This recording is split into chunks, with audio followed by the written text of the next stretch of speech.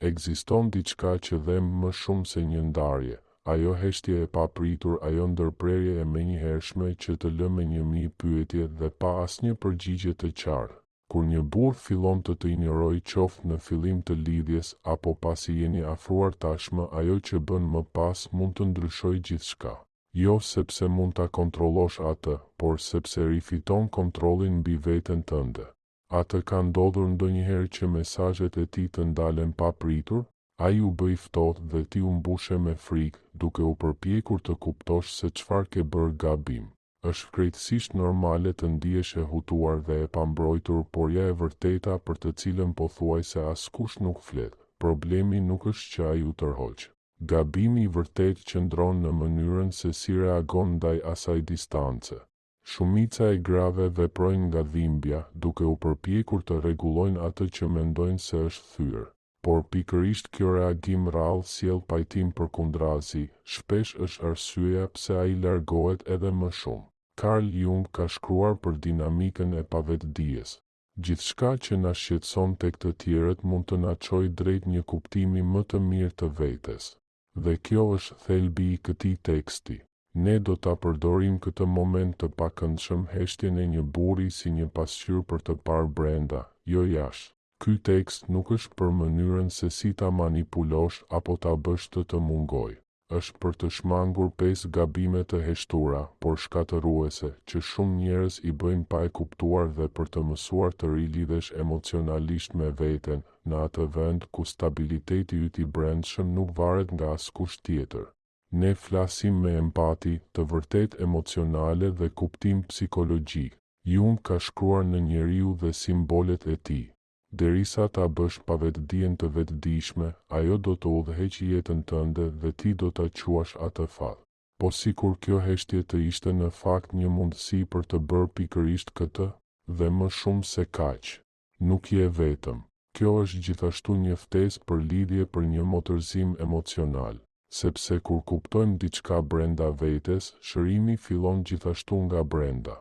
Dhe nga aty gjithçka ndryshon.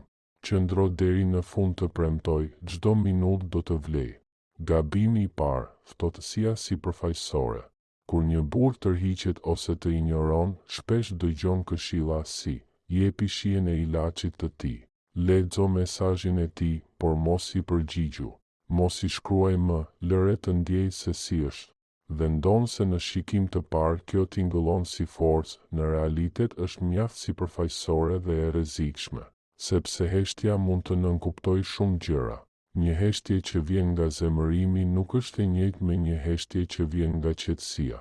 Tërheqja si strategji nuk është e njëjtë me lëshimin që buron nga paqja e brendshme. Për burrat nuk ka rëndësi mesazhi që dërgon, por energjia emocionale që qëndron pas tij. Kur përdor taktikën e supit të ftohtë, zakonisht vepron nga dhimbja, nga dëshira për të provokuar një reagim. Por për të, kjo nuk duket si dinitet, por si tension. Dhe ky tension e largon në vend që ta tërheqë. Carl Jung ka shkruar në tipet psikologjike, emocionet e papërjetuara nuk vdesin kurrë. Ato varrosen të gjalla dhe kthehen më vonë në forma më të shëmtuara. Kjo është pikërisht ajo që ndodh këtu. Heshtja sipërfaqësore mbulon vetëm përkohësisht nevojën e pasgjidhur për t'u parë dhe për t'u kuptuar. Dhe këtë nuk e arrin me taktika, por me prani emocionale. Imagjino dikë që tërhiqet për arsye personale nga konfuzioni, stresi apo frika dhe merr si përgjigje një reagim të ftohtë, të llogaritur. Ajo që mund të ishte vetëm një distancë e përkohshme, kthehet në një humner emocionale. Ai nuk e percepton sjelljen tënde si hapësirë që i jep, por si tension që krijon. Dhe pak burra dinë si ta përballojnë këtë pa krijuar një largësi të përhershme. Shumë burra reagojnë ndryshe ndaj ftohtësisë emocionale. Kur një grua tregohet e ftohtë dhe nuk ekziston një lidhje e thellë emocionale, ata thjesht e pranojnë. Për ta, kjo do të thotë se ajo nuk e ndjen më veten pjesë të asaj marrëdhënieje. Përkundrazi, ata e përdorin këtë distancë për të konfirmuar vendimin e tyre për t'u tërhequr. Jo sepse nuk e pëlqejnë, por sepse e shohin ftohtësinë e saj si shenjë të mospërputhjes emocionale. Shumë gra e keq kuptojnë këtë. Mendojnë se po tregojnë forcë, por për të, kjo duket si indiferencë ose si dramë e heshtur. Ai nuk e sheh se ti po vuan nga ana tjetër. Ai sheh vetëm një qëndrim të largët që nuk përmban asnjë ftesë për afërsi. Thelbësore është të kuptosh, nuk bëhet fjalë për të pranuar heshtjen mashkullore, por për të mos reaguar nga e njëjta hapësirë emocionale. Forca e vërtet nuk qëndron në kapje, por në përqendrim. Përdor heshtjen jo si ndëshkim, por si hapësirë për kujdes ndaj vetes. Nuk është për të zhdukur veten që ta manipulosh atë, por për ta gjetur përsëri veten tënde. Nga ai moment gjithçka ndryshon, sepse energjia jote nuk është më e përqendruar në provokimin e një reagimi, por në gjetjen e qendrës tënde të brendshme. Nga ajo qendër, nëse ndodh komunikim, toni është krejtësisht ndryshe, i qetë në vend të ankthshëm, i pjekur në vend të nevojshëm. Dhe pikërisht kjo është ajo që burrat emocionalisht të pjekur e gjejnë jashtëzakonisht tërheqëse. Burrat nuk duan të kontrollojnë emocionet, ata tërhiqen nga gratë, bota e të cilave nuk rrotullohet vetëm rreth tyre. Jung ka shkruar për egon dhe pavetdijen. Nuk arrin ndriçim duke imagjinuar figura drite, por duke bërë të vetëdijshme errësirën. Në këtë kontekst, kjo do të thotë se nevoja për të injoruar dikë nuk lind nga qartësia, por nga frika se nuk je e mjaftueshme, frika e braktisjes, frika e humbjes së kontrollit. Kur e sjell këtë frikë në vetëdije, mund të vendosësh të mos veprosh më prej saj. Prandaj heshtja duhet të jetë një zgjedhje e vetëdijshme, jo një refleks impulsiv, por një pauzë e qëllimshme. Jo mungesë e zhurmshme, por hapësirë për shërim, jo për hakmarrje. Kur vepron nga kjo paqe e brendshme, nuk ka rëndësi nëse ai kthehet apo jo ti kthehesh tek vetja. Dhe kjo është ajo që vërtet ka rëndësi. Gabimi i parë, pra, nuk është vetë heshtja, por heshtja që buron nga zemërimi të humbasësh veten ndërsa përpiqesh të largohesh prej tij. Është të humbasësh veten në proces, ndërsa forca jote më e madhe qëndron në largimin me hir, qartësi dhe dinjitet të heshtur, një dinjitet që nuk ka nevojë për fjalë të zhurmshme për t'u vënë re. Gabimi i dytë, heshtja si ndëshkim. Ka një dallim të madh midis dhënies së hapësirës dhe ndëshkimit të dikujt me heshtje. Ajo që shpesh duket si tërheqje strategjike, në të vërtetë perceptohet si ndëshkim. Pse? Sepse heshtja mbart peshë emocionale. Kur e përdor për të lënduar ose për të provokuar, ajo bëhet një lojë fuqie, jo një kufi i shëndetshëm. Gabimi i dytë ndodh kur një grua vendos të mos flasë, jo sepse ka nevojë për qetësi, por sepse dëshiron që ai të ndjejë mungesën e saj. Logjika e njohur, ai duhet të më vlerësoj vetëm pasi të më ketë humbur. Sa do i përhapur të jetë ky mendim, ai rrallë funksionon te burrat. Shumë prej tyre e interpretojnë heshtjen jo si shenjë afërsie, por si dramë emocionale ose si një derë të mbyllur. Carl Jung shkroi në punën e tij psikoterapeutike se atje ku sundon dashuria, nuk ka vend për pushtet, dhe ku sundon pushteti, dashuria zhduket. Kështu, kur heshtja përdoret për të ushtruar kontroll, ndodh pikërisht kjo. Ushtrohet pushtet, nuk krijohet lidhje. Edhe nëse në shikim të parë duket si vetëm mbrojtje, në të vërtetë ajo krijon një atmosferë tensioni që bllokon çdo mundësi për pajtim të vërtetë. Shumë burra e perceptojnë distancën ndryshe nga gratë, ndërsa një grua në këto momente shpesh ndjen frikë, pasiguri ose mall. Një burr e sheh të njëjtën situatë si shenjë që nuk priten më gjëra prej tij. Në vend që të përpiqet ose të reflektoj, ai tërhiqet edhe më shumë. Ajo që për një grua duket si rezistencë e heshtur, për të thjesht do të thotë fundi i bisedës. Ai nuk ndjen ndonjë nxitje të brendshme për të sqaruar ose shpjeguar, por supozon se ti je më mirë patë dhe vazhdon rrugën e vet. Kur heshtja përdoret si ndëshkim, ajo në të vërtetë zbulon një frikë më të thellë nga cenueshmëria. Në vend që të thuash hapur, kjo më lëndoi, zgjedh të mos thuash asgjë për të ruajtur kontrollin. Pas kësaj fasade të ftohtësisë shpesh fshihet dhimbje e shtypur, por e pashëruar. Heshtja bëhet një mur që jo vetëm e mban tjetrin larg, por edhe të mbyll ty vetë brenda. Dhe paradoksi është se kjo ftohtësi e shtirur, në fund, të dëmton më shumë ty se sa atë. Një grua emocionalisht e pjekur nuk ka nevojë për ndëshkim, por për ndërgjegjësim. Ajo e pyet veten çfarë ndodh brenda saj kur ai largohet.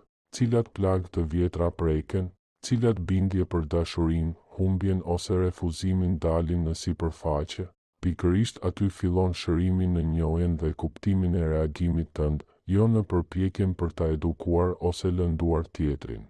Jung shkroi se takimi i dy personaliteteve është si kontakti midis dy substancave kimike. Nëse njëra reagon, të dyja ndryshojnë. Që kjo ndryshim të jetë e mundur, nevojitet sinqeritet dhe ndëshkimi, edhe kur maskohet me elegancë, nuk është sinqeritet, por një murmbrojtës. Shumë njerëz përsërisin pa vetdije atë që kanë mësuar në marrëdhënie të mëparshme ose në fëmijëri, heshtjen si armë, mungesën e afërsisë si ndëshkim. Ata besojnë se po mbrohen, por në të vërtetë vetëm e mbajnë gjallë dhimbjen. Prandaj, nëse ndjen dëshirë t'i përgjigjesh heshtjes së tij me ftohtësi, ndalu për një moment dhe pyet veten nëse kjo vjen nga urtësia jote e brendshme apo nga dhimbja jote. Nëse vjen nga dhimbja, merr frymë thellë, lëshoje dhe ktheu tek vetja. Pjekuria nuk tregohet nga sa gjatë hesht, por nga ajo që bën me atë heshtje. Heshtja e shëndetshme shëron, ajo krijon hapësirë dhe liri. Nuk manipulon, por të jep mundësinë të rigjesh veten. Një grua që zgjedh këtë heshtje të vetëdijshme nuk e bën për të provokuar ose për të treguar fuqi, por për të krijuar paqe brenda vetes. Gabimi i tretë është provokimi i xhelozisë. Shumë besojnë se një burr reagon vetëm kur sheh dikë tjetër që tregon interes. Ideja është, nëse më sheh me një tjetër, do të kuptoj çfarë ka humbur. Por kjo taktik pothuajse gjithmonë kthehet kundër teje. Xhelozia nuk krijon lidhje, ajo zgjon vetëm krenarinë e plagosur. Një burr që kthehet nga xhelozia nuk e bën këtë nga ndjenja të vërteta ose dëshirë për ndryshim, por sepse egoja e tij është lënduar. Dhe kështu fillon sërish cikli i distancës, dhimbjes dhe lojrave të pushtetit pa shërim, pa arritje dhe pa afërsi të vërtetë. Carl Jung shkroi në Psikologjia dhe Alkimia se hija është gjithçka që refuzojmë në veten tonë dhe megjithatë ajo shfaqet në sjelljen tonë. Provokimi i xhelozisë është shpesh një shprehje e kësaj hijeje, nevoja e pashuar për t'u parë, pranuar dhe justifikuar. Por kjo nevojë nuk përmbushet me pëlqime ose vëmendje sipërfaqësore, por vetëm me autenticitet të vërtetë dhe prani të vetëdijshme. Burrat emocionalisht të pjekur rrallë reagojnë ndaj manipulimit. Ata mund të vënë re që je e rrethuar nga të tjerë, por nëse ndjejnë se thjesht po përpiqesh t'i bësh xheloz, humbin interesin. Jo sepse nuk u intereson, por sepse nuk ndihen të zgjedhur, ndihen të përdorur.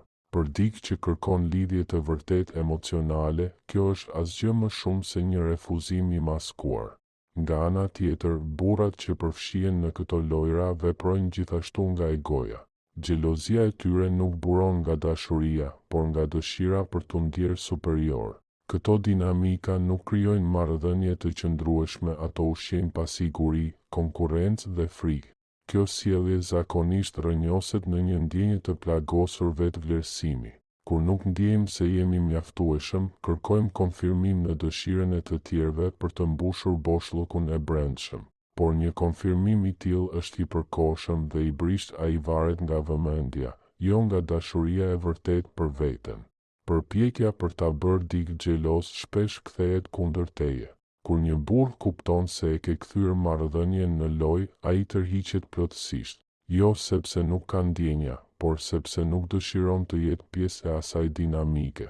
Jung ka shkruar dikur se njeriu modern është në kërkim të shpirtit të tij. Nëse nuk e njeh veten, vepron pa vetdije në ndikimin e forcave që të çojnë pikërisht atje ku ke më shumë frikë. Dhe kjo është ajo që ndodh kur provokon xhelozin nga frika e braktisjes, krijon pikërisht atë që ke frikë, të braktisin. Forca e vërtet nuk qëndron në t'i treguar atij se mund të humbas, por në moshumbjen e vetvetes. Vlera jote nuk matet me numrin e burrave që të shikojnë, por me paqen që mbart brenda vetes. Kjo qetësi është magnetike, kjo qetësi është tërheqëse. Një grua që nuk konkuron, nuk manipulon dhe nuk ndjen nevojë të provokojë, mbetet e paharrueshme. Gabimi i katërt, sinqeriteti emocional me personin e gabuar. Sinqeriteti është thelbësor në çdo marrëdhënie, por edhe e vërteta më e sinqertë mund të duket si refuzim nëse thuhet në momentin e gabuar ose në mënyrën e gabuar. Një gabim i zakonshëm që bëjnë shumë gra kur një burr tërhiqet është hapja emocionale, pikërisht në atë moment nga dëshira për ta sqaruar situatën ose për ta rindërtuar menjëherë lidhjen. Kjo është e kuptueshme, por momenti është vendimtar. Ka një ndryshim midis të folurit nga qetësia e brendshme dhe të folurit nga një plagë e hapur. Kur i thua atij si ndihesh, e pyet për arsyet ose i rrëfen frikën tënde, në mënyrë të pavetëdijshme pret një reagim që të qetëson. Por në ato momente ai shpesh nuk është emocionalisht në gjendje ta japë këtë. Ajo që ai percepton nuk është ndjeshmëria jote, por bara emocionale, diçka që ai nuk mund ose nuk dëshiron ta mbajë. Jung shkroi në Njeriu dhe simbolet e tij se takimi me vetveten është gjithmonë, së pari, një takim me hijen tënde. Të hapesh ndërkohë që je ende je lënduar, pa e kuptuar këtë hije, mund të duket dërmuese, jo lidhëse. Ndershmëria emocionale duhet të sjellë qartësi, jo vetëm lehtësim. Nëse ke nevojë të çlirohesh, bëje këtë me veten, me një mike ose me një terapist. Por nëse vendos të flasësh me të, fjalët e tua duhet të vinë nga një vend stabiliteti të brendshëm, jo nga pritja që ai të shpëtojë nga dhimbja. Vetëm kështu mund të shprehesh pa e shtyrë, të ndash pa manipuluar dhe të lidhesh pa kërkuar. Shumë burra nuk janë mjeshtër të bisedave emocionale, jo sepse janë të ftohtë, por sepse thjesht nuk e kanë mësuar kurrë. Dhe pikërisht për këtë arsye, vetdia jote emocionale është çelësi. Të lejon të jesh e sinqert pa humbur veten dhe të qëndrosh e hapur pa u zhveshur shpirtërisht. Kur një grua hapet pa pritur emocionalisht dhe ka pritje të mëdha, shumë burra ndihen nën presion për të rregulluar diçka që në të vërtetë nuk e kuptojnë. Reagimi i tyre natyral është shpesh tërheqja ose shmangia. Kjo nuk do të thotë që nuk duhet të flasësh, do të thotë vetëm që duhet të mësosh të njohësh momentin e duhur. Ndonjëherë është më mirë të presësh, sidomos kur nuk kërkon ngushëllim, por dëshiron të shprehesh. Kur flet nga qetësia e brendshme, fjalët e tua nuk humbasin, ato mbeten në hapësirë pa shkaktuar mbrojtje. Një grua që di të mbajë ekuilibrin e saj të brendshëm, jo për t'u fshehur, por për t'u rritur, zhvillon një lloj force emocionale magnetike. Ajo nuk ka nevojë të thotë gjithçka menjëherë. Di kur është koha të ndjej, të reflektoj dhe pastaj të flas. Dhe di si ta bëj këtë. Ndershmëria emocionale nuk është vetëm ajo që thua, por energjia me të cilën e thua. E njëjta fjali mund të tingëllojë si një lutje e dëshpëruar ose si një e vërtetë e qetë, dhe kjo diferencë është vendimtare. Kur flet nga një plag, mund të lehtësoj përkohësisht dhimbjen tënde, por mund të dëmtoj lidhjen. Kur flet nga vetdia, mund të dhemë për momentin, por ndryshon marrëdhënien në një nivel më të thellë. Pra, nëse ndjen nevojën të thuash gjithçka menjëherë, ndalo, merr frymë thellë dhe ktheu te vetja. E vërteta jote nuk humbet forcën nëse e shtyn përkundrazi, bëhet më e fuqishme kur vjen nga qendra jote, jo nga kaosi yt. Gabimi i pestë, dëshira për të rregulluar gjithçka. Kur një burr tërhiqet, shumë gra ndjejnë një shtysë të fortë për të vepruar menjëherë për të kuptuar, shpëtuar, zgjidhur. Heshtja e tij duket si një kërcënim, si të duhej bërë diçka tani, përpara se të jetë vonë. Por pikërisht kjo shtysë është një nga gabimet më të zakonshme dhe më pak të kuptuara. Frika për ta humbur atë krijon një panik të brendshëm. Nëse nuk bëj asgjë tani, gjithçka do të mbarojë. Por shpesh ndodh e kundërta. Kjo ngutje duket si dëshpërim, dhe dëshpërimi, pavarësisht sa dashuri ka brenda, shkatëron tërheqjen. Jung shkroi në E tashmia dhe e ardhmja. Njeriu ka nevojë për vështirësi, ato janë të domosdoshme për shëndetin e tij mendor.